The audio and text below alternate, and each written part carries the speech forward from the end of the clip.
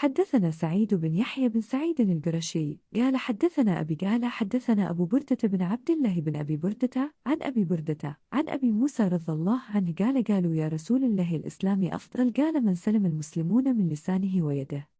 हमको सईद बिन बन सईद अमवी कुरैशी ने यह हदीस सुनाई। उन्होंने इस हदीस को अपने वालिद से नकल किया। उन्होंने अबू बरदा बिन अब्दुल्ला बिन इब्बी बरदा से, उन्होंने इब्बी बरदा से, उन्होंने अबू मूसा रज़ी अल्लाह अन्हु से। वो कहते हैं कि लोगों ने पूछा रसूल अल्लाह, कौन सा इस्लाम अफजल है?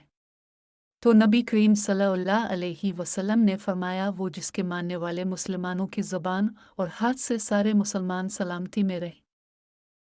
Narrated Abu Musa. Some people asked Allah's Messenger, whose Islam is the best? i.e., who is a very good Muslim? He replied, one who avoids harming the Muslims with his tongue and hands.